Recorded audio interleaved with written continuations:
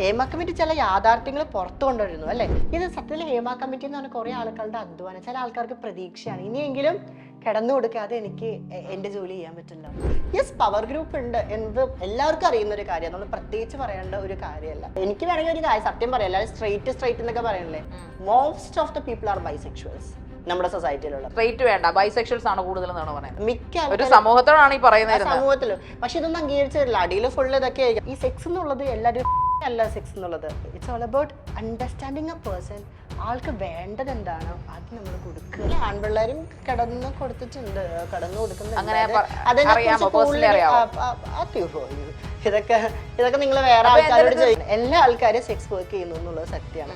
പൈസ 500 രൂപ മേടിക്കുന്ന ആൾക്കാർ മാത്രമല്ല സെക്സ് വർക്ക് എന്ന് ടാഗ് ചെയ്യാൻ പറ്റുന്നത്. അവസരം മേടിക്കുന്ന ആൾക്കാരോട് ഷുഗർ ഡാഡീസ് വെച്ചിട്ട് പൈസ ഉണ്ടാക്കുന്ന ചില കോളേജ് ഗേൾസ് സെക്സ് വർക്ക് ചെയ്യുന്നുണ്ട്, സെക്സ് വർക്ക് ചെയ്യുന്നുണ്ട്. പക്ഷെ ട്രാൻസ്ജെൻഡേഴ്സിന് സെക്സ് വർക്ക് ചെയ്യാനുള്ള റീസൺ എന്ന് പറയുമ്പോൾ അവരെ സൊസൈറ്റി ഈ രീതിയിൽ ട്രീറ്റ് ചെയ്യുന്നു. ബിഗ് ബോസിന്റെ ഫസ്റ്റ് റൗണ്ട് ഇന്റർവ്യൂ ഞാൻ ക്ലിയർ ചെയ്തു, സെക്കൻഡ് റൗണ്ട് ഇന്റർവ്യൂ ഞാൻ ക്ലിയർ ചെയ്തായിരുന്നു. അമേലി പറയുന്ന ഈ സീസൺ 6 കയറിയ മെജോറിറ്റി ആൾക്കാരും അഖിൽ പറയുന്ന പോലെ തന്നെ അഡ്ജസ്റ്റ്മെന്റ് ചെയ്ത് കയറിയവരാണ്. മെജോറിറ്റി ആൾക്കാരെന്നല്ല പറഞ്ഞത്, സീസൺ കുറച്ച് പേരെങ്കിലും നടന്നിട്ടുണ്ട്. പക്ഷെ എനിക്ക് അതിൽ കൂടുതൽ വെളിപ്പെടുത്താൻ എനിക്ക് കൂടുതൽ വെളിപ്പെടുത്താൻ ആഗ്രഹമില്ല. കൂടുതൽ ചോദിച്ചാൽ ഞാൻ പറയില്ല. Sex work first of all ഞാൻ പറയും, സെക്സ് വർക്ക് എന്നുള്ള സംഭവം അത്ര മോശം അല്ലെങ്കിൽ അതൊന്നല്ല. അറ്റ്മോസ്ഫിയർ കൊടുക്കുന്ന ജോലി സ്ഥലങ്ങളില്ല എന്നുള്ളതാണ് ഏറ്റവും വലിയൊരു കാര്യം. ഹാർവിയോറ, the exclusive collection of adenium plants. ഇനി നിങ്ങളുടെ വീടിന്റെ അകത്തളങ്ങളിൽ ഹാർവിയോറ അഡീനിയം പ്ലാന്റ്സ് പുഷ്പിച്ചു നിൽക്കും. വെബ്സൈറ്റ് വഴി ഓർഡർ ചെയ്ത് കഴിഞ്ഞാൽ ഇന്ത്യയിൽ എവിടെയും ഫ്രഷ് ആയി ഞങ്ങൾ അഡീനിയം പ്ലാന്റ് നിങ്ങളുടെ വീട്ടിൽ എത്തിച്ചു തരും. കൂടുതൽ വിവരങ്ങൾക്കായി ഹാർവിയോറ വെബ്സൈറ്റ് സന്ദർശിക്കുക.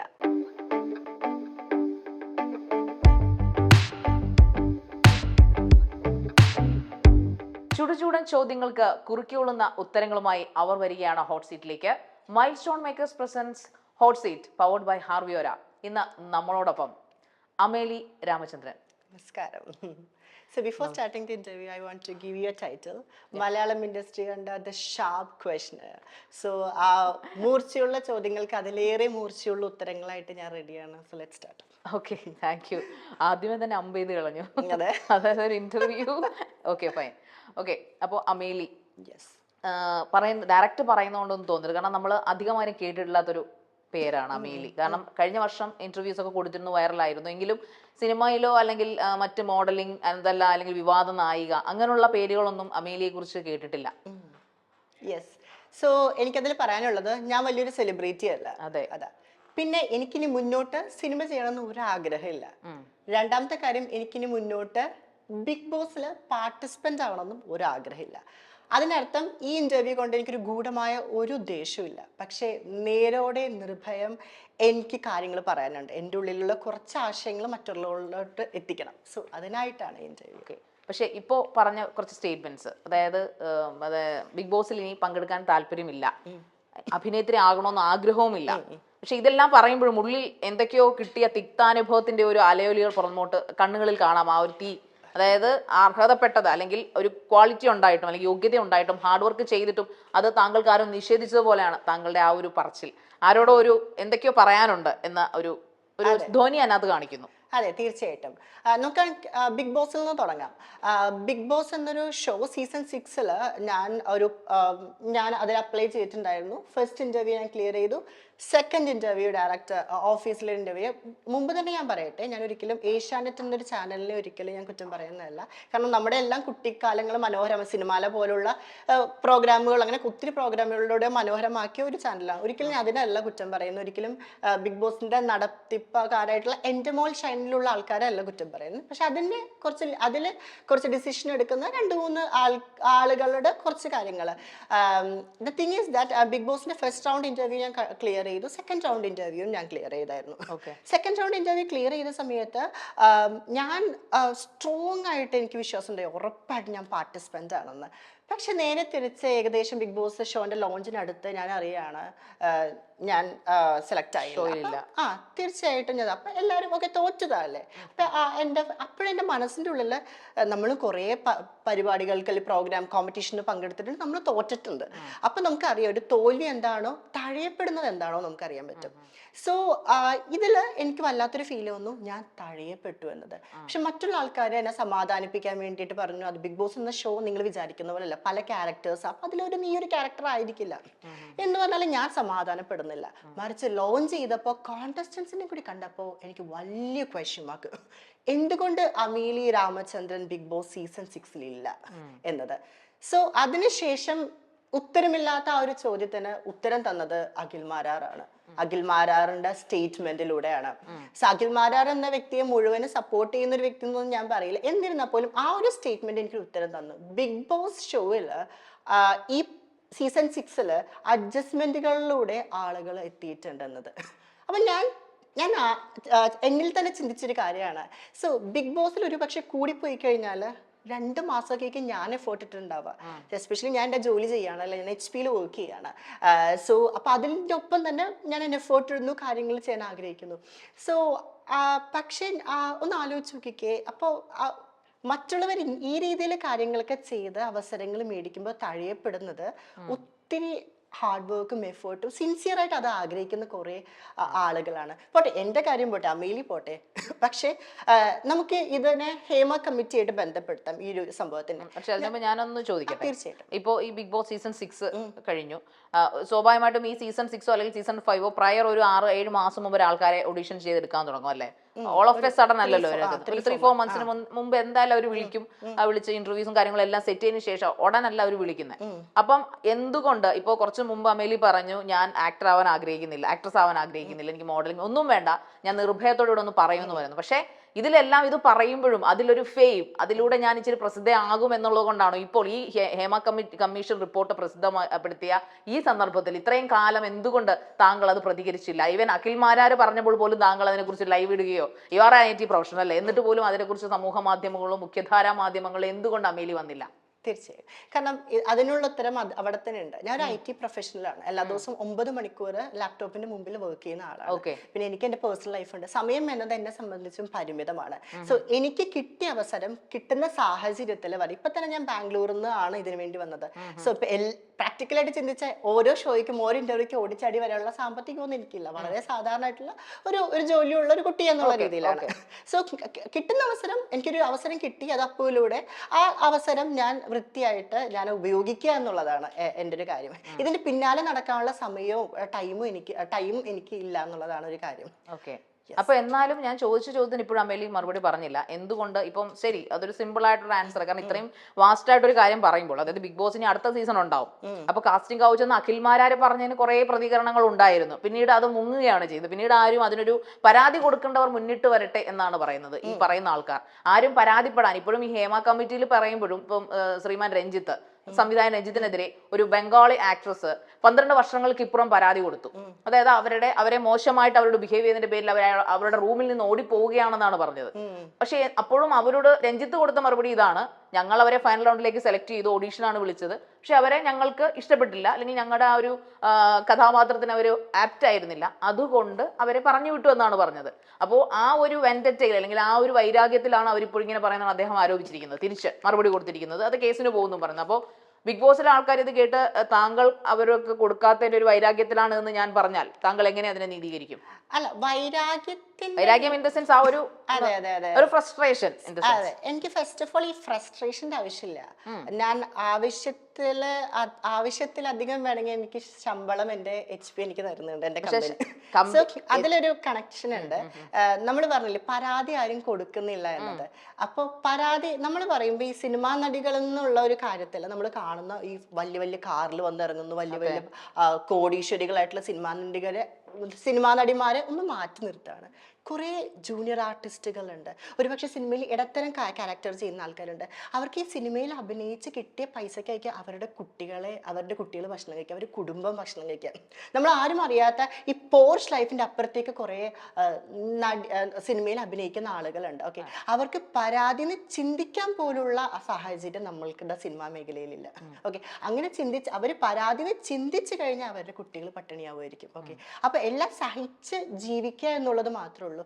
പിന്നെ താങ്കൾ പറഞ്ഞു താങ്കൾക്ക് അങ്ങനെ സഹിക്കേണ്ട ആവശ്യമില്ല, because you are not concern about the industry. Yes, I'm not concern about the industry നാളെ എനിക്ക് സിനിമയിൽ ഞാൻ പറയുന്നത് എനിക്ക് ഈ അനുഭവത്തിന് ശേഷമാണ് ഞാൻ ഒരു തീരുമാനം എടുത്ത് എനിക്ക് ഇനി അത് വേണ്ട. ഓക്കെ, അല്ലാതെ ഞാൻ മുമ്പ് തീരുമാനം എടുത്തിട്ട് ബിഗ് ബോസിൽ ശ്രമിച്ചു എന്നല്ല. ഇതിനൊക്കെ ആക്ച്വലി ബിഗ് ബോസ് ആണ് എനിക്ക് വലിയൊരു ലിറ്ററലി എനിക്ക് അതൊരു വലിയൊരു പാടായിരുന്നു. Literally that doesn't means Bigg ബോസിൽ ആരും എന്നെ ഡയറക്റ്റ് വന്നിട്ട് എന്താണ് വേണോ അല്ലെങ്കിൽ അതൊന്നും ചോദിച്ചെന്നല്ല ഞാൻ പറയുന്നത്. പക്ഷേ സാഹചര്യങ്ങൾ പരിശോധിക്കേണ്ട രീതിയിൽ പരിശോധിച്ച് കഴിഞ്ഞാൽ നമുക്ക് അണ്ടർസ്റ്റാൻഡബിൾ ആണ്. ഒന്ന് ആലോചിക്കുക, ഞാൻ വെറും 2 മാസത്തെ എഫേർട്ടിൽ നിന്നാണ് എനിക്ക് ഇത്രയും വേദന ഉണ്ടായെങ്കിൽ 9-10 വർഷമായിട്ട് ഈ ഇൻഡസ്ട്രിയിൽ നിന്ന് കലയെ ആത്മാർത്ഥമായിട്ട് സ്നേഹിക്കുന്ന ആളുകൾ അവരത്ര എഫേർട്ടല്ലേ, ആ എഫേർട്ട് ഇട്ടിങ്ങനെ നിൽക്കുമ്പോൾ പുറകിൽ നിന്ന് പെട്ടെന്ന് ഒരു ദിവസം കൊണ്ട് ഒരാൾ വന്ന് ചെയ്തു പോകുമ്പോൾ എത്രത്തോളം അവർ തകർന്നു പോകും. ഒരു സ്റ്റേറ്റ്മെന്റ് ഞാൻ കണ്ടായിരുന്നു, എൻ്റെ വാതിലിൽ ആരും വന്ന് മുട്ടിയില്ല, എൻ്റെ വാതിലിൽ ആരും വന്ന് മുട്ടിയില്ല. അതിൽ എനിക്ക് എന്താ പറയണേന്ന്, ചില വാതിലുകൾ തുറന്നോളാണത് പറഞ്ഞത്. ഞാൻ പേരെടുത്ത് പറയാൻ ആഗ്രഹിക്കുന്നില്ല. ചില വാതിലുകൾ തുറന്നു ഇട്ട് കഴിഞ്ഞാൽ മുട്ടേണ്ട ആവശ്യമില്ല. ഫസ്റ്റ് ഓഫ് ഓൾ ഓക്കെ, അത് വലിയൊരു കാര്യം. രണ്ടാമത്തെ കാര്യം എന്ന് വെച്ചാൽ കല എന്ന് പറയുന്നത് ഈ അഡ്ജസ്റ്റ്മെന്റ് ഒരു മാനദണ്ഡമായി മാറുന്ന ഒരു ഇതാണ്. ചോദിക്കാനും പറയാനും ആരില്ല. യെസ്, പവർ ഗ്രൂപ്പ് ഉണ്ട് എന്നത് എല്ലാവർക്കും അറിയുന്ന ഒരു കാര്യമാണ്, നമ്മൾ പ്രത്യേകിച്ച് പറയേണ്ട ഒരു കാര്യമല്ല. സോ ഇപ്പൊ നമ്മൾ പറയില്ല, നമ്മൾ തിരശ്ശീലയിൽ ഇപ്പൊ സംസ്ഥാന അവാർഡുകൾ കിട്ടുന്നു അല്ലെങ്കിൽ നല്ല ഫെയിമിലോട്ട് കാര്യങ്ങൾ വരുന്നു. പക്ഷെ ഇതിനൊക്കെ റിയൽ ആയിട്ട് അർഹിക്കപ്പെട്ട ആളുകളുണ്ട്, സ്ത്രീകളും പുരുഷന്മാരും ഒക്കെ ഉണ്ട്. എനിക്ക് തോന്നുന്നു സ്ത്രീകൾക്ക് മാത്രമല്ല കേട്ടോ, പുരുഷന്മാർക്ക്. അത് ഇനി ഇപ്പോഴായിരിക്കും വരാൻ പോകുന്നത്, അതൊരു 4-5 വർഷത്തിന് ശേഷമായിരിക്കും വരാൻ പോകുന്നത്. പുരുഷന്മാരും ഇതേപോലെ തന്നെ അല്ലെങ്കിൽ അഡ്ജസ്റ്റ്മെന്റുകൾക്ക് ഇരയാകുന്നുണ്ട് ഈ ഇൻഡസ്ട്രിയിൽ എന്നത് വലിയൊരു യാഥാർത്ഥ്യം. അത് ഒരുപക്ഷെ ഇന്ന് ആൾക്കാർക്ക് പറഞ്ഞാൽ ഇതിന്റെ കമന്റ് ബോക്സിലൊക്കെ തന്നെ കുറെ അവന്മാര് കുണ്ടന്മാർ, അവന്മാർ 9 കള, അവന്മാർ എങ്ങനെയൊക്കെ പറയും. പക്ഷെ ഇത് മനസ്സിലാക്കാൻ കുറച്ചധികം സമയം വേണ്ടി വന്നേക്കാം. അത് കേരളീയര് ഭയങ്കര സെക്ഷൽ ദാരിദ്ര്യം അനുഭവിക്കുന്നവരാണെന്ന് പറഞ്ഞാൽ എന്താണ് അമീലി പറയുന്നതിനെ കുറിച്ച്? സെക്ഷൽ ദാരിദ്ര്യത്തിന്റെ അപ്പുറത്തോട്ട് എനിക്ക് പറയാനുള്ളത്, ചില മേഖലകൾ എൻ്റേതാണ്. ഇവിടെ പുരുഷാധിപത്യത്തിന്റെ അപ്പുറത്തേക്ക് കുറച്ച് ആളുകളുടെ ആധിപത്യമാണ്. ഇവിടെ ഞങ്ങളേ ഉള്ളൂ. അപ്പൊ ഞങ്ങൾ പറയുന്നത് അനുസരിച്ച് നിന്ന് കഴിഞ്ഞാൽ നിങ്ങൾക്ക് തൊഴിലാണ് കിട്ടുന്നത്, നിങ്ങൾക്ക് പൈസ കിട്ടുന്നത്. എനിക്ക് തന്നെ കുറെ ആളുകൾ അറിയാം, അവസരം തരാന്ന് പറഞ്ഞു പോയിട്ട് അവരായിട്ട് സെക്സ്, അപ്പൊ ചിലവരും സെക്സ് ചെയ്യാൻ റെഡി ആയിട്ടുണ്ടാവാം. അങ്ങനെ ഒരു അനുഭവം അമീലിക്ക് ഉണ്ടായിട്ടുണ്ടോ? ഇങ്ങനെ എനിക്ക് അനുഭവം ഉണ്ടാക്കാൻ വേണ്ടി ഞാൻ ഇതില് പലപ്പോഴും ഈ ഷോർട്ട് ഫിലിംസിലൊക്കെ ഞാൻ 2-3 വരുമ്പോഴത്തേനും എനിക്കങ്ങനെ അയ്യോ എനിക്ക് വേണം, സിനിമ വേണം. ഞാൻ പറഞ്ഞില്ലേ, എനിക്ക് ഫെയിം അല്ല വേണ്ടത്, ഐ വോണ്ട് പവർ. അതിനുള്ള കാര്യങ്ങൾ പ്രിപ്പറേഷൻസും കാര്യങ്ങളും ഞാൻ ചെയ്യുന്നുണ്ട്. അത് പിന്നെ എപ്പോഴും ഞാൻ അത് കിട്ടിക്കഴിഞ്ഞിട്ട് ഞാൻ നിങ്ങളെ അറിയിക്കാം. പക്ഷേ എന്നെ സംബന്ധിച്ച് എനിക്ക് ഇതില് ഭയങ്കര അഭിനിവേശം. എനിക്ക് എങ്ങനെയെങ്കിലും സിനിമയിൽ പ്രശസ്തമാവണം, അല്ലെങ്കിൽ എനിക്ക് അത് പോകണം, ഇങ്ങനെയും എന്നും എസ്പെഷ്യലി ഈ സമയത്ത് എനിക്ക് ഒട്ടുമില്ല. ഞാൻ എന്തുകൊണ്ടാണ് സിനിമയുടെ അപ്പുറത്തേക്ക് ഒരു എന്റർടൈൻമെന്റ് ഇൻഡസ്ട്രിയിൽ ഞാൻ എങ്ങനെയാണ് അതിനെ കാണുന്നതെന്ന് വെച്ചാൽ, ഞങ്ങളൊക്കെ വളരെ സാധാരണക്കാരാണ്. ഒരുപക്ഷെ ഞങ്ങൾ പണ്ട് താമസിച്ച ഒരു സ്ട്രീറ്റ്, ഒരു കോളനി പോലത്തെ ഒരു സ്ട്രീറ്റിൽ ഒരുപക്ഷെ ആൽക്കഹോളിക് ആയിട്ടുള്ള ഗൃഹനാഥന്മാരുള്ള വീടുകളായിരിക്കും, പൈസ ഇല്ലാത്ത വീടുകളുണ്ടാവും. അപ്പോൾ ഞങ്ങൾ പണ്ട് ഉത്സവത്തിന് നാടകം കാണാൻ പോകും. ഈ നാടകം കാണാൻ പോകുമ്പോൾ ഒരു അരമണിക്കൂർ, ആ നാടകത്തിന് അരമണിക്കൂർ നമ്മളെല്ലാം മറന്നു. ചിലപ്പോൾ കടക്കാരുണ്ടാവും, വീട്ടിൽ അരി ഉണ്ടാവില്ല, വിശപ്പ്. കുഞ്ഞില്ലേ, ഞങ്ങളൊരു പേപ്പറായിട്ട് പോയിട്ട് ഇവിടെ ഇരുന്നിട്ട് ഈ നാടകം കാണാം. അപ്പം ഞാൻ ചിന്തിച്ചൊരു കാര്യമാണ്, എത്ര ബ്യൂട്ടിഫുൾ ആയിട്ടുള്ള ആൾക്കാർ ഈ ആർട്ടിസ്റ്റ് അല്ലെ. നമ്മുടെ ഉള്ളിൽ എന്തൊക്കെ വിഷമമുണ്ടെങ്കിൽ ആ അരമണിക്കൂർ അല്ലെങ്കിൽ അവർ പെർഫോം ചെയ്യുന്ന 5 മിനിറ്റ് എല്ലാം പറഞ്ഞ് സന്തോഷിപ്പിക്കാൻ പറ്റുന്നില്ല, വലിയൊരു കാര്യമല്ലേ. അപ്പൊ എനിക്കും വലിയൊരു ആഗ്രഹമായിരുന്നു, അതായത് മറ്റുള്ളവരെ സന്തോഷിപ്പിക്കാൻ എനിക്ക് വളരെ ഇഷ്ടമാണ്. So I do dance. അപ്പോൾ ഞാൻ ഡാൻസ് ചെയ്യുമ്പോഴും ഞാൻ ആഗ്രഹിക്കുന്ന ഒരു കാര്യം, എത്രത്തോളം ആളുകളെ സന്തോഷിപ്പിക്കാൻ പറ്റുക, അത് ആർട്ടിസ്റ്റിന് മാത്രമുള്ള ഒരു കഴിവാണ്. സോ അതൊക്കെ കൊണ്ടാണ്, ആ ഒരു ആശയത്തിന്റെ പുറത്താണ് ഞാൻ വരുന്നത്. അല്ലാണ്ട് മണി മേക്കിംഗ് എന്നുള്ള പുറത്ത് അല്ല ഞാൻ വരുന്നത്. Because I am getting A good salary. So that's it.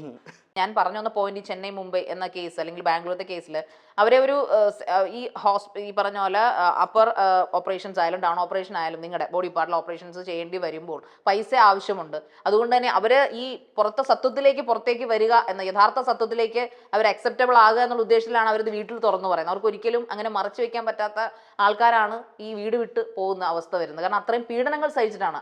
ഇപ്പോൾ എനിക്കൊന്നും ഫോർ എക്സാമ്പിൾ പറയണമെങ്കിൽ താങ്കളെ പോലെ ഒരു എക്സാമ്പിൾ നമ്മുടെ ശ്രുതി സിതാര, അവർക്ക് വീട്ടുകാർ ഒരുപാട് സപ്പോർട്ട് ചെയ്തതാണ്. അവർ പഠിച്ചു, അവരിപ്പോൾ എനിക്കൊന്ന് HP-യിൽ വർക്ക് ചെയ്യുവാണ് ബാംഗ്ലൂർ എവിടെയോ. ഓക്കെ, ശ്രുതി. അപ്പൊ ശ്രുതി സംബന്ധിച്ചിടത്തോളം ശ്രുതിയുടെ വീട്ടുകാർ ശ്രുതിയെ ഭയങ്കരമായി സപ്പോർട്ട് ചെയ്തു. ശ്രുതി എപ്പോഴും ആ ഒരു സ്ട്രോങ്നെസ് ശ്രുതിയുടെ വാക്കുകളിലുണ്ട്, താങ്കളുടെ വാക്കുകളിലുണ്ട്. പക്ഷെ ഇതുപോലെ പലർക്കും ഇങ്ങനെ ഒന്നും പറയാൻ പറ്റില്ല. ഈ പറയുന്ന പോലെ സെക്സ് വർക്കേഴ്സായി മാറുന്നതിന്റെ കാരണം വീട്ടുകാരുടെ സപ്പോർട്ട് ഇല്ലായ്മയാണ്. പക്ഷെ അത് എനിക്ക് തോന്നുന്നു അമീലിക്ക് അത് എത്രമാത്രം മനസ്സിലാക്കിയിട്ടുണ്ടോ അമീലി? അത് വീട്ടുകാരുടെ സപ്പോർട്ട് ഇല്ലായ്മ എന്നത് ഒരു തീർച്ചയായിട്ടും വലിയൊരു കാര്യമാണ്. തീർച്ചയായിട്ടും ഞാൻ അതിനെ എതിർക്കുന്നില്ല. സെക്സ് വർക്കേഴ്സ് അയ്യോ എനിക്ക് സെക്സ് വർക്കർ ആണെന്നല്ല ഒരു പറയുന്നത്. താങ്കൾക്ക് ഒരിക്കലും അങ്ങനെ ഒരു അനുഭവം ഉണ്ടായിട്ടില്ല? ഒരു അങ്ങനെ ഞാൻ സെക്സ് വർക്കിലോട്ട് പോയിട്ടില്ല. അത് തന്നെയാണ് ഞാൻ പറയുന്നത്. ഞാൻ പറഞ്ഞില്ലേ, no less than a woman. ഒരു പെൺകുട്ടി സെക്സ് വർക്കിൽ പോകണം ഞാൻ കണ്ടിട്ടില്ല. ഒരു പെൺകുട്ടി ഞാൻ എൻ്റെ കോളേജിൽ പഠിച്ചുകൊണ്ടിരുന്ന സമയത്ത് I won the miss title, ഒരു കോളേജിന് മിസ് ടൈറ്റിൽ ഞാൻ വിൻ ചെയ്തിട്ടുണ്ട്. എനിക്ക് വല്ലാത്ത വാശിയായിരുന്നു സമൂഹത്തിൽ. സെക്സ് വർക്കിൽ പോകുന്നുണ്ടല്ലോ നമ്മുടെ. അല്ല, ഞാൻ no less than a woman എന്ന് പറയുമ്പോൾ നമ്മുടെ ജനറൽ ആയിട്ടുള്ളത്. അയ്യോ ഇപ്പൊ ഈ സെക്സ് വർക്ക് എന്ന് കേൾക്കുമ്പോൾ തന്നെ ഞാൻ പറയുന്നത് ഈ സെക്സ് വർക്ക് ഇപ്പൊ തന്നെ ഹേമ കമ്മിറ്റി സെക്സ് വർക്ക് എന്ന് എന്താ നിങ്ങൾ ഉദ്ദേശിക്കുന്നത്? സെക്സ് ചെയ്യുന്നു, എന്തെങ്കിലും തിരിച്ചു കിട്ടുന്നു അല്ലേ? അതായത് അതാണല്ലോ ഒരു ബെനിഫിറ്റ്സ് കിട്ടുന്നു. പക്ഷെ ട്രാൻസ് കമ്മ്യൂണിറ്റി വരുമ്പോ തന്നെ trans community Hema committee okay നമ്മൾ അതിലേക്ക് വരാം. പക്ഷെ ഈ ട്രാൻസ് കമ്മ്യൂണിറ്റിയിലെ ആൾക്കാർ പറയുന്നത് അവർക്ക് ഒരിക്കലും വേറെ ഒരിടത്തും, ഒരു കടയിലാവട്ടെ, ഒരു ടെക്സ്റ്റൈൽ ഷോപ്പിലോ അല്ലെങ്കിൽ വളരെ ഫേമസ് ആയിട്ടുള്ള സ്ഥാപനങ്ങളിലോ ഒന്നും അവർക്കൊരു ജോലി കൊടുക്കുന്നില്ല. അപ്പൊ കൊടുക്കാത്തതിന്റെ കാരണം പിന്നെ അവർ ചെയ്യുന്നത്, പക്ഷെ അവരുടെ ശരീരം ആവശ്യമുണ്ട് സമൂഹത്തിന്, ദേ നീഡ്. അതുകൊണ്ടാണ് അവര് തുച്ഛമായ വേതനം, വേണമെങ്കിൽ വേതനം തന്നെ നമുക്ക് പറയേണ്ടി വരും, ഈ സെക്ഷൽ വർക്ക് അവർ ചെയ്യേണ്ട കാരണം വരുന്നത്. നമ്മുടെ കേരളത്തിൽ വീട്ടുകാരെ പേടിച്ച് അവർ നേരെ നാട്ടിലേക്ക് ഓടുന്നു. പക്ഷെ ബാംഗ്ലൂർ ചെല്ലുമ്പോൾ അവർ പറയുന്ന പോലെ ഒരു ഗ്രൂപ്പിലേക്ക്, അവരുടെ കമ്മ്യൂണിറ്റിയിലേക്ക് ആഡ് ആവുന്നു. പക്ഷെ അവർ ചെയ്യുന്ന പണിയെന്ന് പറഞ്ഞാൽ ഈ സെക്ഷൽ വർക്കാണ്. അപ്പൊ അതുകൊണ്ട് അവർക്കൊരു സ്റ്റാമ്പ് വന്നിരിക്കുകയാണ്. താങ്കൾ തന്നെ പല ഇന്റർവ്യൂവിലും പറഞ്ഞിട്ടുണ്ട്, ഈ പറയുന്ന പോലെ അവരെ കാണുമ്പോൾ ഇവളോ ഒരു ട്രാൻസ് അല്ലേ, ഇവള് മറ്റേ പണി ചെയ്യുന്ന, അങ്ങനെ ഒരു ടാഗ് അങ്ങനെ വരുന്നതിന്റെ കാരണം നാട്ടിൽ അവരെ സപ്പോർട്ട് ചെയ്യാത്തുള്ളൂ, അവർക്ക് വേറെ ജോലികളൊന്നും കിട്ടാത്തതുകൊണ്ട്. താങ്കളെ പോലെ അവർക്ക് പവർഫുൾ ആയിട്ട് വന്നിട്ട് സംസാരിക്കാൻ പറ്റാത്തതിന്റെ കാര്യം അതുകൊണ്ടല്ലേ? തീർച്ചയായിട്ടും. അതായത് തീർച്ചയായിട്ടും ഞാൻ അതിലെന്താ ഞാൻ പറയാൻ ആഗ്രഹിക്കുന്നതെന്ന് വെച്ചാൽ, ഈ ജോലി കൊടുക്കുക എന്ന് പറയുന്നില്ല, ജോലി കൊടുക്കാൻ ആളുകൾ ഇപ്പൊ റെഡിയാണെന്നൊക്കെ പറയുന്നുണ്ട്. പക്ഷെ ജോലി ചെയ്യാനുള്ള അറ്റ്മോസ്ഫിയർ അവിടെ ഉണ്ടോ? ഫോർ എക്സാമ്പിൾ ഒരു തുണിക്കടയില്, ഇപ്പൊ ശാരിക പറഞ്ഞ പോലെ തുണിക്കടയില് ഒരു ജോലി, സെയിൽസ് ഗേൾ ആയിട്ട് ഞാൻ നിനക്ക് ജോലി തരാം, മാസം ശമ്പളം നിനക്ക് ഇത്ര രൂപ ജോലി തരാം. അവര് നാളെ തുണിക്കടയിൽ ജോലി ചെയ്യാൻ വരുന്നു. ഒരു പക്ഷേ എത്രത്തോളം ആളുകൾ അവരോട് സംസാരിക്കണം എന്നില്ല, എത്രത്തോളം ആൾക്കാർ മാറി നിന്ന് പുറമേ സംസാരിച്ച് മാറി നിന്ന് അവരെല്ലാരും ചായ കുടിക്കാൻ പോകുമ്പോൾ ഈ കുട്ടീനെ വിളിക്കണം എന്നില്ല. ഇതൊക്കെ ഇമോഷണലി വീക്കാക്കുന്ന ഒരു കാര്യം. ജോലി ഇപ്പൊ എന്റെ കമ്പനിയിൽ ഐ എം വർക്കിംഗ്, ഞാൻ നല്ല രീതിയിൽ വർക്ക് ചെയ്യും. പക്ഷെ എനിക്ക് വർക്ക് ചെയ്യാനുള്ള അറ്റ്മോസ്ഫിയർ ഇല്ലാന്നുണ്ടെങ്കിൽ എനിക്ക് വർക്ക് ചെയ്യാൻ പറ്റും ഇല്ല.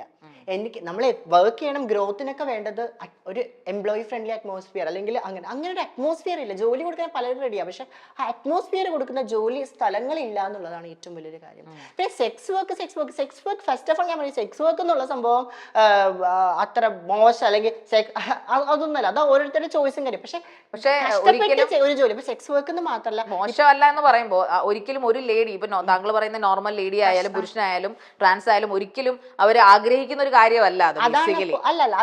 പ്രൊഫഷൻ ആക്കാൻ ഒരിക്കലും ആഗ്രഹിക്കുന്നത് എനിക്ക് തോന്നുന്നു. സെക്സ് വർക്ക് എന്നല്ല, എന്ത് ജോലിയും കഷ്ടപ്പെട്ട് ചെയ്തത് പൊട്ടയാണ്. ഫോർ എക്സാമ്പിൾ എനിക്കൊരു ജോലി കിട്ടുകയാണ്, ഒരു കൈൻഡ് ഓഫ് എന്തെങ്കിലും ഒരു മാനേജർ എന്തെങ്കിലും ജോലി കിട്ടുക, ഞാൻ കഷ്ടപ്പെട്ട് ഞാൻ ചെയ്യുമ്പോൾ എനിക്ക് അത് പറ്റില്ല. അത് ഏത് ജോലിയും ഞാൻ അതിനെ സെക്സ് വർക്ക് എന്നുള്ളത് ഞാൻ ഭയങ്കര എംഫസൈസ് ചെയ്ത് ഭയങ്കര സംഭവം. പക്ഷെ അതിൽ നിന്നും വാസ്റ്റ്, അത് രാവും പകലും വ്യത്യാസമുണ്ട് ഈ പറയുന്നത്. മറ്റെന്ത് ജോലിയും കഷ്ടപ്പെട്ട് ചെയ്യുന്ന പോലെ അല്ല സെക്സ് വർക്ക് ചെയ്യുന്നത്. അവരുടെ ഗതികേടിനെയാണ് അവരവിടെ മുതലാക്കുന്നത്. അതെ, ഗതികേട് അതാ പറഞ്ഞ, ചില ആളുകൾക്ക് ഗതികേട്. താങ്കൾ ഒരു നല്ല പ്രൊഫൈലുള്ള ഒരു പ്രൊഫഷണലാണ്, you are HR professional, HR അല്ല, ഓപ്പറേഷൻസിലാണ്. അപ്പോൾ തീർച്ചയായിട്ടും HP പോലുള്ള ഒരു ബ്രാൻഡഡ് കമ്പനിയിൽ ഒരു ജോലിയുള്ള ഒരു എഞ്ചിനീയർ ആണ് താങ്കൾ. സോ മറ്റുള്ളവരെ സംബന്ധിച്ചിടത്തോളം സെക്സ് പ്രൊഫഷൻ എന്ന് പറയുമ്പോൾ മറ്റൊരാൾക്ക് വേണ്ടി കിടന്നു കൊടുക്കുക, അല്ലെങ്കിൽ അവർ ഈ പറയുന്ന പോലെ ബസ് സ്റ്റാൻഡിലായാലും അവർക്കൊരു പ്രോപ്പർ ആയിട്ടുള്ള ഹോട്ടൽ പോലും വിളിക്കാതെ എവിടെ നിന്ന് വേണമെങ്കിലും അങ്ങനെ ഒരു തരംതാഴപ്പെട്ട ഒരു വിഭാഗമാണ് നിങ്ങളെന്ന് തരംതാഴപ്പെടുത്തിക്കൊണ്ടിരുന്നു പലവട്ടവും. ഇപ്പോഴാണ് കുറച്ച് ആൾക്കാരെങ്കിലും മുന്നോട്ട് വന്ന് അങ്ങനെ അല്ല എന്ന്. ട്രാൻസ്ജെൻഡേഴ്സ് സെക്സ് വർക്ക് ചെയ്യുന്നു എന്നുള്ളതും സത്യമാണ്. പെൺകുട്ടികൾ സെക്സ് വർക്ക് ചെയ്യുന്നത് സത്യമാണ്. സിനിമാ നടികൾ സെക്സ് വർക്ക് ചെയ്യുന്നത് not the point. Sex work ചെയ്യുന്നത് സത്യമാണ്. എല്ലാ ആൾക്കാരും സെക്സ് വർക്ക് ചെയ്യുന്നു എന്നുള്ളത് സത്യമാണ്. പൈസ 500 രൂപ മേടിക്കുന്ന ആൾക്കാർ മാത്രമല്ല സെക്സ് വർക്ക് എന്ന് ടാഗ് ചെയ്യാൻ പറ്റുന്നത്. അവസരം മേടിക്കുന്ന ആൾക്കാരുടെ ഷുഗർ ഡാഡീസ് വെച്ചിട്ട് പൈസ ഉണ്ടാക്കുന്ന ചില കോളേജ് ഗേൾസ് സെക്സ് വർക്ക് ചെയ്യുന്നുണ്ട്, സെക്സ് വർക്ക് ചെയ്യുന്നുണ്ട്. പക്ഷെ ട്രാൻസ്ജെൻഡേഴ്സിന് സെക്സ് വർക്ക് ചെയ്യാനുള്ള റീസൺ എന്ന് പറയുമ്പോൾ അവരെ സൊസൈറ്റി ഈ രീതിയിൽ ട്രീറ്റ് ചെയ്യുന്നു, ഫാമിലി എന്നൊക്കെ ഈ രീതിയിൽ ട്രീറ്റ് ചെയ്യുന്നു. ഒന്ന് ആലോചിച്ച് നോക്കി. ഫോർ എക്സാമ്പിൾ ഒരു പെൺകുട്ടിയുണ്ട്, ആ പെൺകുട്ടിക്ക് ഇപ്പം എല്ലാം ഉണ്ട് അല്ലേ, ആ പെൺകുട്ടീനെ പെട്ടെന്ന് വീട്ടിൽ നിന്ന് പുറത്തേക്കാണ്, ആ പെൺകുട്ടിക്ക് പൈസ ഇല്ല, ഭക്ഷണം കഴിക്കാനില്ല. വേറെ ഓക്കെ, ട്രാൻസിന്റെ കാര്യം പറയുമ്പോൾ വേറെ ജോലിയും കൂടി കിട്ടൂല. പിന്നെ എന്തിപ്പോ ചെയ്യാ, പിന്നെ തിന്നണ്ടേ, ഒരു മനുഷ്യനല്ലേ. മനുഷ്യനായിട്ട് നമ്മൾ അവസാനം വിശപ്പകറ്റണ്ടേ. അതിപ്പോ ആരാണെങ്കിലും. ഒരു കഥയുണ്ട്, ഒരു കുട്ടി, ഒരു സ്വന്തം കുഞ്ഞിനെ ഒരമ്മ വെള്ളത്തിൽ ഇങ്ങനെ മുങ്ങി താഴാണ്. ഓക്കെ, അപ്പൊ കുഞ്ഞിനെ രക്ഷിക്കാൻ വേണ്ടി ഫസ്റ്റ് അമ്മ പൊക്കി വെക്കുക കുഞ്ഞിനെ. എന്നിട്ട് എൻ്റെ കുഞ്ഞ് ഒരിക്കലും മരിക്കരുത്, ഞാൻ മരിച്ചാലും. അവസാനം അമ്മയുടെ ഇവിടെ കഴുത്ത് വരെ വെള്ളമായി, അവസാനം വായ വെള്ളം, അന്നല്ല അമ്മ പൊക്കി വെക്കുക, എൻ്റെ കുഞ്ഞും മരിക്കരുത്. അവസാനം മൂക്കും കഴിഞ്ഞ് അമ്മ മൊത്തം മുങ്ങി. ആ അമ്മ മരണവെപ്രാളയത്തിൽ ആ കുഞ്ഞിനെ നിലത്തിട്ടിട്ട് ആ കുഞ്ഞിനെ മേളിൽ കയറി നിന്നിട്ട് ശ്വാസം എടുക്കാൻ വെപ്രാളപ്പെടുന്നു. മനുഷ്യനാവും അവസാനം മനുഷ്യൻ. പട്ടിണി 10 ദിവസം കിടന്ന് നാളെ ഒരാള് ബിരിയാണി തരാം, പക്ഷെ എൻ്റെ കൂടെ കിടക്കണം എന്ന് പറയുമ്പോൾ മനുഷ്യനാവും. So that is the fact. മനസ്സിലായോ ഈ സെക്സ് വർക്ക് എന്ന് പറയുന്നത്? ഇപ്പൊ നമ്മുടെ ഹേമ കമ്മിറ്റിയിലേക്ക് നമുക്ക് വരുമ്പോഴത്തേക്ക് ഒരുപാട് ആരോപണങ്ങൾ ഇപ്പൊ കുറെ ദിവസങ്ങളായിട്ടുണ്ട് അല്ലെ. എന്താണ് താങ്കൾക്ക് ഈ നമ്മുടെ സിനിമ ഇൻഡസ്ട്രി, മലയാള സിനിമ ഇൻഡസ്ട്രി, എല്ലാ ഇൻഡസ്ട്രിയിലും ഉണ്ടെന്ന് പറഞ്ഞാൽ പോലും മലയാള സിനിമ ഇൻഡസ്ട്രിയെ ശരിക്കും പറഞ്ഞാൽ കരിവാരി തേച്ച് കളഞ്ഞ, അല്ലെങ്കിൽ തല കുനിഞ്ഞ് നിന്നു പോകേണ്ട ഒരു ഗതികേടിലേക്ക് എത്തിച്ച ഒരു കമ്മീഷൻ തന്നെയാണ് ഈ ഹേമ കമ്മീഷൻ എന്ന് പറയുന്നത്. അത് ഞാൻ ആ സ്റ്റേറ്റ്മെന്റിനോട് ഞാൻ എതിർക്കുന്നു. അതെന്താണ് എതിർക്കുന്നത്? ഫസ്റ്റ് ഹേമ കമ്മിറ്റി റിപ്പോർട്ടിൽ ഞാൻ പറയുന്ന കാര്യങ്ങൾ എന്റെ അറിവിന്റെ പരിധിയിലാണ്. ഞാൻ അത് ഫുള്ള് വായിച്ചിട്ട് അതിനുള്ള സമയമില്ല. മിക്കവരും അറിവിന്റെ പരിധിയിലാണ്. കരിവാരി തേക്കുക എന്നാണെങ്കിൽ ഈ വർഷങ്ങളായിട്ട് നടക്കുന്ന കരിവാരി തേക്കലല്ലേ. അതായത് സാധാരണ ആർട്ടിസ്റ്റുകളെ അത് അല്ലെ, സിനിമ ഇൻഡസ്ട്രീനെ കരിവാരി തേച്ചു എന്നൊക്കെ ഒരിക്കലും ഹേമ കമ്മിറ്റി ചില യാഥാർത്ഥ്യങ്ങൾ പുറത്തു കൊണ്ടുവരുന്നു അല്ലെ. അവിടെ ഒരു എന്താ പറയാ, അവിടെ ഒരു ക്ലീനിങ് ആവശ്യമാണെന്നുള്ള ചില യാഥാർത്ഥ്യങ്ങൾ. ഇത് സത്യത്തിൽ ഹേമ കമ്മിറ്റി എന്ന് പറഞ്ഞാൽ കുറെ ആൾക്കാരുടെ അധ്വാനം, ചില ആൾക്കാർക്ക് പ്രതീക്ഷയാണ്. ഇനിയെങ്കിലും കിടന്നു കൊടുക്കാതെ എനിക്ക് എന്റെ ജോലി ചെയ്യാൻ പറ്റില്ല. കിടന്നു കൊടുത്താൽ ഞാൻ ഒന്ന് ആലോചിച്ചേ, ഇപ്പൊ ഞാനൊരു ജോലി, ഇപ്പൊ സിനിമാ നടന്ന ഞാനൊരു ജോലി ചെയ്യാം, എനിക്ക് ആ ജോലിയല്ല ഇടക്കിടക്ക് വിട്ടുവീഴ്ച ചെയ്താലേ എനിക്ക് അവസരം കിട്ടുള്ളൂ, ശമ്പളം കിട്ടുള്ളൂ എന്ന് പറഞ്ഞാൽ എന്ത് കഷ്ടം അല്ലെ. അതുപോലെ ഇനി അവർക്ക് അഭിമാനത്തോടു കൂടി ചെയ്യാൻ പറ്റുമല്ലോ. ഇവിടെ ഒന്നും പെട്ടെന്നൊന്നും മാറാൻ പോകുന്നില്ല, പക്ഷെ ഒരു പേടി ഉണ്ടാവും. ഓക്കെ, നാളെ ഇനി ഒരു ജൂനിയർ ആർട്ടിസ്റ്റ് വരുമ്പോൾ, നാളെ ഒരു ഓഡീഷൻ സെലക്ഷൻ പ്രൊസീജിയർ വരുമ്പോൾ ഒരു പേടി, ആ പേടിക്ക് തന്നെ വലിയ മാറ്റം ഉണ്ടാക്കാൻ പറ്റും. മനസ്സിലായോ? ഇപ്പൊ ബിഗ് ബോസിലെ കാര്യം നേരത്തെ നമുക്ക് അതുമായിട്ട് കണക്റ്റഡ് ആണ്. ഇത് ഹേമ കമ്മിറ്റിയിലേക്ക് വരുമ്പോഴത്തേക്ക് താങ്കൾ പറഞ്ഞു ബിഗ് ബോസ് സീസൺ 6 ഏറ്റവും നന്നായിട്ട് പെർഫോം ചെയ്ത ഒരു കാൻഡിഡേറ്റിൽ, ഒരു മത്സരാർത്ഥി, ഒരു ഓഡീഷൻ കാൻഡിഡേറ്റിൽ ഒരാളായിരുന്നു താങ്കൾ. അവസാനം അല്ല, താങ്കൾക്ക് സെൽഫായിട്ട് തോന്നി എന്ന് പറഞ്ഞു. ഏറ്റവും നല്ല കാൻഡിഡേറ്റ് അല്ല, സീസൺ 6 ഭാഗമാകാൻ പറ്റിയൊരു പ്രൊഫൈലായിരുന്നു അമീർ രാമചന്ദ്രന്റെ എന്ന് എനിക്ക് എപ്പോഴാ തോന്നി, ഫസ്റ്റിന് തോന്നിയതല്ല, ഇന്റർവ്യൂ കഴിഞ്ഞപ്പോ തോന്നിയിട്ടുണ്ടായിരുന്നു എനിക്ക് ആ സമയത്ത്. പക്ഷെ അതിന്റെ ഉള്ളിലുള്ള ഒരു തഴയപ്പെടൽ എന്നുള്ളതിന് ഒരു ചോദ്യം, വല്ലാത്തൊരു, ഞാൻ തഴയപ്പെട്ടതല്ലേ ആരും മനസ്സിലാക്കാനില്ല. No one is understanding. പക്ഷെ അപ്പോഴും ചോദിക്കേണ്ട ചോദ്യം, ആരെങ്കിലും താങ്കളെ സമീപിച്ചിരുന്നോ? അതാ ഞാൻ പറഞ്ഞത്, എനിക്ക് ആ രീതിയിലുള്ള സമീപനം ഉണ്ടായിട്ടില്ല. പക്ഷെ എനിക്ക് അതാണ് പ്രശ്നം പറ്റുന്നത്. നിങ്ങളൊരു കാര്യം, ഫോർ എക്സാമ്പിൾ, ഇവിടെ പ്രശ്നം പറ്റുന്നത്, ഇവിടെ തകർന്നു പോകുന്നത് സെക്സ്, അതായത് നമ്മളെ സമീപിക്കുന്ന ആൾക്കാരല്ല. മെയിൻ തിങ് വെച്ചാൽ ഞാൻ കുറെ എഫേർട്ട് ഇട്ടു. ഫോർ എക്സാമ്പിൾ, 10-12 വർഷമായിട്ട് സിനിമാ മേഖലയിലോട്ട് ഒരു അവസരം കിട്ടാൻ വേണ്ടി ആത്മാർത്ഥമായിട്ട് ആഗ്രഹിച്ച് ഇവർ എഫേർട്ട് ഇടുകയാണ്. ഓക്കെ, ഇവർ എഫേർട്ട് ഇട്ട് ഇങ്ങനെ ജൂനിയർ ആർട്ടിസ്റ്റ് കുറച്ചും കൂടി നല്ല സീൻ കിട്ടുന്നു, ഇടത്തര സീൻ കിട്ടുന്നു. പെട്ടെന്ന് ഒരു ദിവസം ഒരാൾ വരുന്നു, ഞാൻ അഡ്ജസ്റ്റ്മെന്റ് ചെയ്ത് നായികയായി. മനസ്സിലാവും. ഒരു ബാക്കിയുള്ള ആൾക്കാരുടെ എഫേർട്സ് ഒക്കെ എന്താ പറയുന്നത്? ഈ സീസൺ 6 കയറിയ മെജോറിറ്റി ആൾക്കാരും അഖിൽ പറയുന്ന പോലെ തന്നെ അഡ്ജസ്റ്റ്മെന്റ് ചെയ്ത് കയറിയവരാണ്. മെജോറിറ്റി ആൾക്കാരെന്നല്ല പറഞ്ഞത്, സീസൺ കുറച്ച് പേരെങ്കിലും നടന്നിട്ടുണ്ട്. പക്ഷെ എനിക്ക് അതിൽ കൂടുതൽ വെളിപ്പെടുത്താൻ വെളിപ്പെടുത്താൻ ആഗ്രഹമില്ല. കൂടുതൽ ചോദിച്ചാൽ ഞാൻ പറയില്ല. അതവിടെ ഡിപ്ലോമസി കളിക്കണമെന്ന് ചോദിച്ചു, എനിക്ക് കൂടുതൽ അതിന്റെ കൂടുതൽ ഡീറ്റെയിൽസ് കിട്ടും. പക്ഷെ അഡ്ജസ്റ്റ്മെന്റുകളൊക്കെ നടന്നിട്ടുള്ള യാഥാർത്ഥ്യമായിട്ടുള്ള കാര്യം. അതിപ്പോ ഇപ്പൊ സിനിമയിൽ അഡ്ജസ്റ്റ്മെന്റ് നടക്കുന്നില്ല എന്നൊക്കെ പറഞ്ഞു, അണ്ടർസ്റ്റാൻഡബിൾ ആണ്. അത് അഖിൽമാരെ പോലെ വിജയിച്ച ഒരു വ്യക്തിയാണ്. അല്ല ആളെ ഞാൻ ഭയങ്കര സപ്പോർട്ട് ചെയ്ത് സംസാരിക്കുന്നതല്ല, പക്ഷെ അത് യാഥാർത്ഥ്യമാണ് എന്നുള്ള സത്യം. അപ്പൊ അഖിൽമാരാർ ഇപ്പോ ഇത്രയും എല്ലാവരുടെ മുമ്പിൽ വിശ്വാസം നല്ല രീതിയിലുണ്ട്. പക്ഷെ അഖിൽമാരാർ എന്ന വ്യക്തി ഇങ്ങനെ കാര്യങ്ങളൊക്കെ പറഞ്ഞു സപ്പോർട്ട് ചെയ്ത ആൾക്ക് ഇപ്പൊ പെട്ടെന്ന് ഒരു ചാഞ്ചാട്ടം, കഴിഞ്ഞ ദിവസം ഒരു സ്റ്റേറ്റ്മെന്റ് പറഞ്ഞിരിക്കുന്നത് എല്ലാവർക്കും, അതായത് സ്ത്രീ പുരുഷ ഭേദമില്ലാതെ എല്ലാവർക്കും പ്രതിഫലം കൊടുക്കുന്നു ഈക്വലായിട്ട്, അല്ലാതെ പണിയെടുക്കുന്നവർക്കാണ് നല്ല പ്രതിഫലം കിട്ടുന്നത്. പക്ഷെ ആ സ്റ്റേറ്റ്മെന്റിനോട് അമീലിക്ക് എന്താ പറയാനുള്ളത്? അത് കേട്ടിരുന്നു? ഞാൻ കേട്ടില്ല. ഞാൻ ഒരു വ്യക്തിയുടെ എല്ലാ സ്റ്റേറ്റ്മെന്റും ഞാൻ അംഗീകരിക്കണം എന്നില്ല. ഒരു വ്യക്തിയുടെ ആ ഒരു പ്രത്യേക പെർട്ടിക്കുലർ സിറ്റുവേഷനിലെ ആ ഒരു സ്റ്റേറ്റ്മെന്റ് എനിക്ക് ശരിയായിട്ട് എവിടെയൊക്കെ തോന്നി. അപ്പൊ ആ തോന്നലുകൾ ഞാൻ ഇവിടെ പറയുന്നു, അതാണ് എനിക്ക് തോന്നിയുള്ളത്. അല്ലാണ്ട് ആള് ഇനി എല്ലാം പറയുന്നത് ആള് പറയണ ഓരോ കാര്യങ്ങളെയും അംഗീകരിക്കണം, ദാറ്റ് ഡസന്റ് മീൻസ് ലൈക്ക് ആളെ ഫുള്ളി ഞാൻ സപ്പോർട്ട് ചെയ്യണം എന്നില്ലല്ലോ. ഇപ്പൊ ഈ പറയുന്ന ഇപ്പം താങ്കൾ വിശ്വസിക്കുന്നുണ്ടോ ഒരേ പ്രതിഫലം ഏത് ഫീൽഡിലും പ്രതിഫലത്തിന്റെ കാര്യത്തിൽ വ്യത്യാസങ്ങൾ ഉണ്ടായിക്കാണ്? ഇപ്പൊ താങ്കൾ വർക്ക് ചെയ്യുന്ന ഫീൽഡിലാണ് ആണ് പെണ്ണിന്റെ അപ്പുറത്തേക്ക് ഇറ്റ്സ് ഓൾ അബൌട്ട് പെർഫോമൻസ്. അതാണ് അവിടെ എനിക്ക് ജെൻഡർ കൊണ്ട് പ്രതിഫലത്തിന്റെ കാര്യത്തിൽ ജെൻഡർ കൊണ്ടേണ്ട ആവശ്യം ഞങ്ങൾക്ക്. ഇപ്പൊ നയൻതാരയ്ക്ക് അങ്ങനെയാണെങ്കിൽ നയൻതാരയ്ക്ക് കുറെ കോടികൾ കിട്ടുന്നുണ്ട്, നമ്മുടെ ഇവിടുത്തെ സാധാരണ ആൺകുട്ടികളായിട്ടുള്ള നടന്മാർക്ക് അത്രയും പൈസ കിട്ടുന്നില്ല. ഇറ്റ്സ് ഓൾ അബൌട്ട് അവരുടെ പ്രതിഫലമൊക്കെ കിട്ടുന്നത്. ഞാൻ ചോദിക്കുന്നത് ഇപ്പൊ പൃഥ്വിരാജിന്റെ പടത്തിൽ അഭിനയിക്കുന്ന പൃഥ്വിരാജിന് കൊടുക്കുന്ന അതേ പ്രതിഫലം അല്ലല്ലോ പൃഥ്വിരാജിന് നടിയായിട്ട് അല്ലെങ്കിൽ നായികയായിട്ട് അഭിനയിക്കുന്ന കുട്ടിക്ക് കൊടുക്കുന്നത്. പൃഥ്വിരാജിന് കൊടുക്കേണ്ട അതേ പ്രതിഫലം അല്ല നായികയായിട്ട് കുട്ടികൾ. If they can showcase the talent, അത് ഒരു രീതിയിൽ ഒരു പോയിന്റ് വരെയും അത് കുറച്ച് നമ്മൾ അംഗീകരിക്കേണ്ടതുണ്ട്. പക്ഷെ എൻ്റെ ഒരു അഭിപ്രായം പറഞ്ഞാൽ പ്രതിഫലം കൊടുക്കുന്നുണ്ടത് ആണും പെണ്ണിന്റെ അപ്പുറത്തേക്ക് കഴിവ് അനുസരിച്ച് പ്രതിഫലം കൊടുക്കുക എന്നുള്ളതാണ് എനിക്ക് പറയാനുള്ളൊരു കാര്യം. അത് കുറച്ചും കൂടി നല്ല രീതിയിൽ പക്ഷേ ഹേമ കമ്മിറ്റി റിപ്പോർട്ട് അനുസരിച്ച് ഒരാണും പെണ്ണിന് അല്ലെങ്കിൽ ഈ പറഞ്ഞ കിടന്നു കൊടുക്കുന്ന ഒരു സിറ്റുവേഷൻ ആണിനൊരു ആ ബാരിയർ വരുന്നില്ല. ഒരു പെൺകുട്ടിയാണ് അഡ്ജസ്റ്റ്മെന്റ് തയ്യാറാകാൻ ഫീമെയിൽസിനോടാണ് എപ്പോഴും ആവശ്യപ്പെടുന്നത് എന്നൊരു വലിയ സത്യം നമ്മുടെ മുമ്പിലുണ്ടല്ലോ. എന്താണ് അമീലിക്ക് അതിനെ കുറിച്ച്? അതിലൊരു ചെറിയൊരു ഇതെന്ന് വെച്ചാൽ ആൺപിള്ളേരും കിടന്നു കൊടുത്തിട്ടുണ്ട്, കടന്നു കൊടുക്കുന്നുണ്ട്. ഇതൊക്കെ നിങ്ങൾ വേറെ ആൾക്കാരോട് ചെയ്യുക. അവര് ഏതെങ്കിലും അത് എസ്പെഷ്യലി ഞാൻ പറഞ്ഞില്ലേ, നിങ്ങൾ വേറെ അത്യാവശ്യം അങ്ങനെ ഒരു ആ ഇൻസിഡന്റ് ഞാൻ പറഞ്ഞു. ഇന്ന് ചർച്ച ചെയ്യുന്ന പെൺകുട്ടികൾ കിടന്നു കൊടുക്കുന്നതിനെ കുറിച്ച് നാളെ നിങ്ങൾ ചർച്ച ചെയ്യാൻ പോകുന്നത് ആൺകുട്ടികളും ഇതില് ഇക്വാലിറ്റി. ഞാൻ വളരെ പറയട്ടെ, അത് അബ്സല്യൂട്ട്ലി റോങ്. ആൺപിള്ളേരും ഈക്വലി, അതായത് ഈ ആൺപിള്ളേർ എന്നുള്ള വിഭാഗം നമ്മൾ പറയുന്നത് നമ്മൾ വിചാരിക്കുന്ന പോലെ ഭയങ്കര മാൻലിനെസ് ഇങ്ങനെ ഇത് ഇവർ മാത്രല്ലല്ലേ. ആൺപിള്ളേർ എന്ന് പറഞ്ഞാൽ വീക്കായിട്ടുള്ള ആൺപിള്ളേരുണ്ട് ചില രീതിയിൽ. നമ്മൾ പറയട്ടെ, ആൾക്കാർക്ക് ഇഷ്ടം പെൺപിള്ളേരെ മാത്രമല്ല. എനിക്ക് വേണമെങ്കിൽ ഒരു കാര്യം സത്യം പറയാം, എല്ലാവരും സ്ട്രൈറ്റ് എന്നൊക്കെ പറയണല്ലേ, most of the people are bisexuals നമ്മുടെ സൊസൈറ്റിയിലുള്ള. പക്ഷെ ഓരോളും എല്ലാവരും സ്ട്രൈറ്റ് എന്നുള്ള വേർഡ് പ്രിറ്റൻഡ് ചെയ്യുക. ഏറ്റവും സ്ട്രൈറ്റ് എന്നുള്ള വേർഡ് ക്രെഡിറ്റ് എന്ത്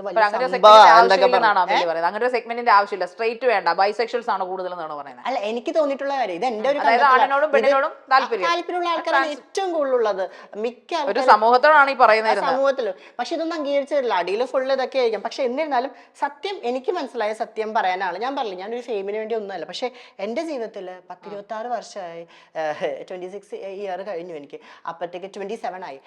അപ്പോൾ ആ 27 വർഷത്തിൽ എനിക്കുണ്ടായ ഞാൻ മനസ്സിലാക്കിയ കാര്യത്തിൽ ഞാൻ പറയുന്ന ഒരു കാര്യം, most of the peoples R bisexual. ഞാൻ ഒരു ഒറ്റ കാര്യം കൂടി ഞാൻ പറയട്ടെ.